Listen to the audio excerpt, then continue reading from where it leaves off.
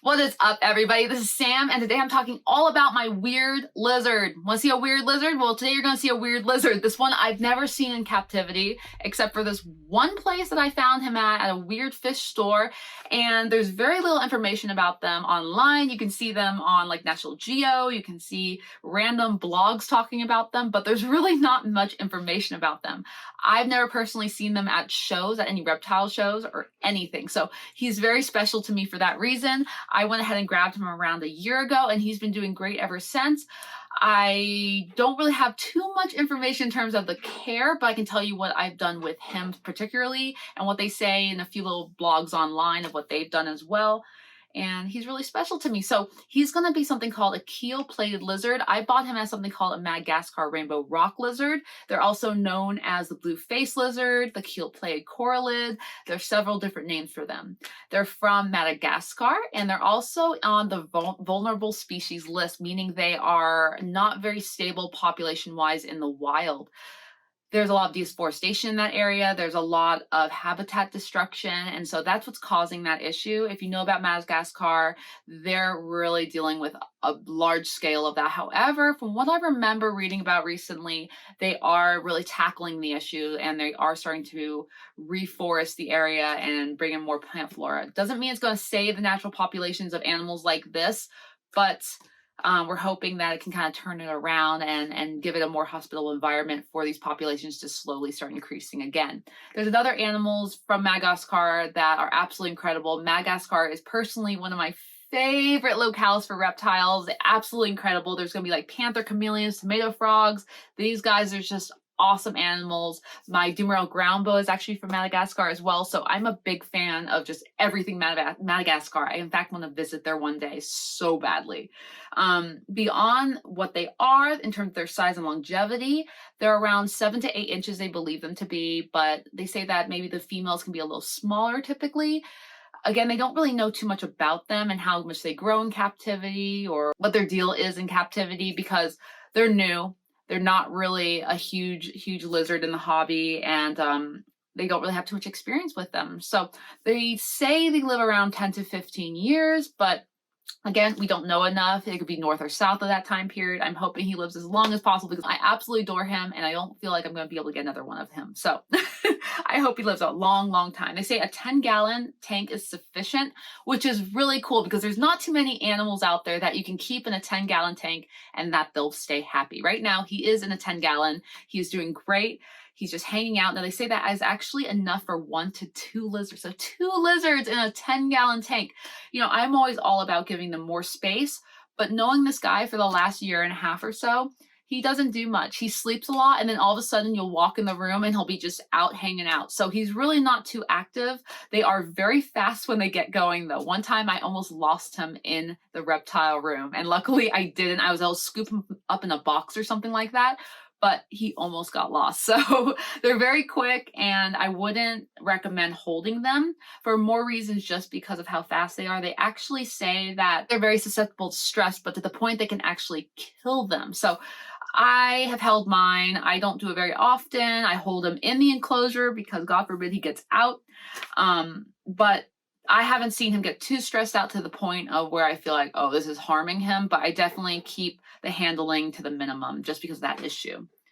The substrate is really interesting. So he's going to be something similar to like around like a hog nose because he has a little hog nose. It has a little scoop on the end and it enables him to dig into the earth and to hide in the sand. So he goes completely undetected during the day. He's just in a sand pit and then he comes out and he'll just be popped up and everything's good.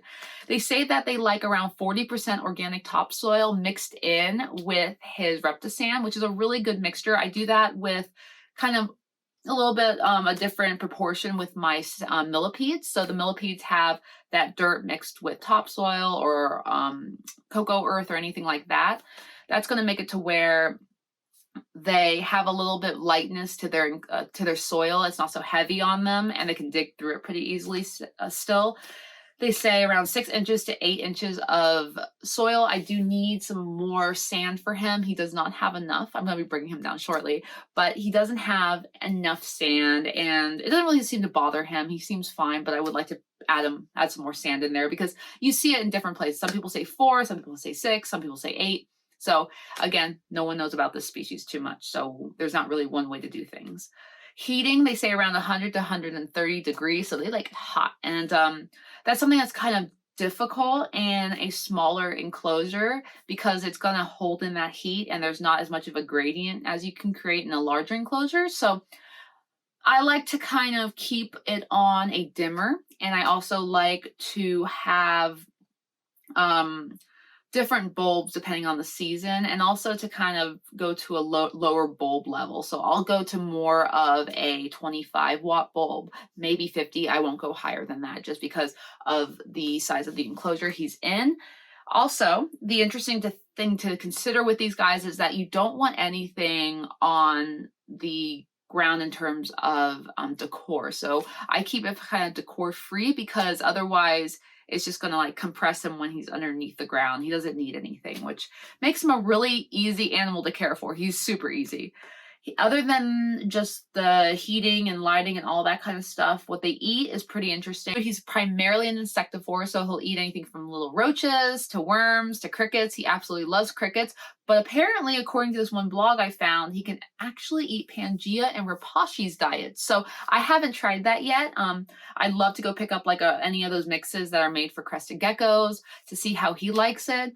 I don't know how to feed it to him because he's more of a quiet lizard. He likes to spend a lot of his time underground in the sand. So I wouldn't, and other than like waking him up, I wouldn't really know how to feed that to him effectively and really know if he liked it. So I think I might just stick to insects more, but maybe if I get a little sample pack of Pangea or Rapashi, I might try that with him at one point. He loves the D3, he needs the calcium, all that kind of fun stuff. And beyond that, like I said earlier, he's totally a display animal. He's not going to be one to take out and play around with because it can stress them out a lot. They say they are well-tempered and rarely bite. And I totally agree with that. He doesn't bite. He just kind of looks at me like, let me down, lady. I want to be let down. I don't want to be in your hand. Yes, and they will try to run from your hand at first.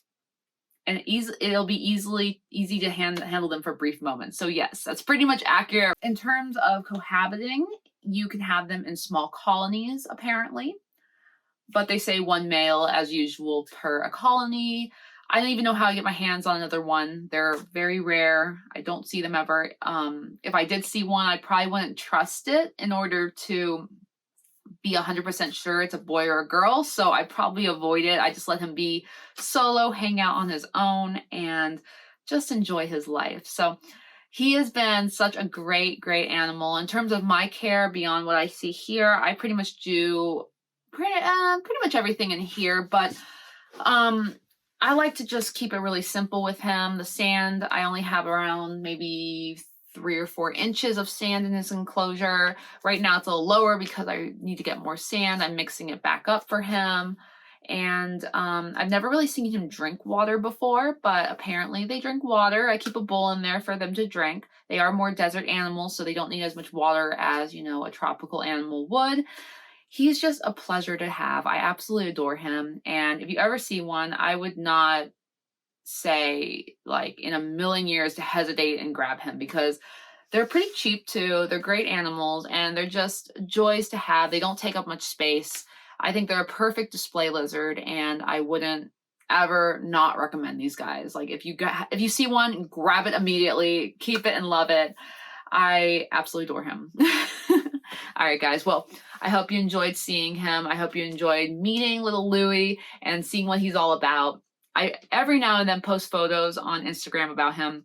Not very often because it's hard to handle him. I don't like to stress him out too much. So every now and then when he's out or hanging out, I will bring him out and take a photo of him for you guys to see. So hopefully I'll have one soon when he's out and you guys can enjoy him, his little pig nose he has. Thanks guys for checking in and see you next week. All right. Bye guys.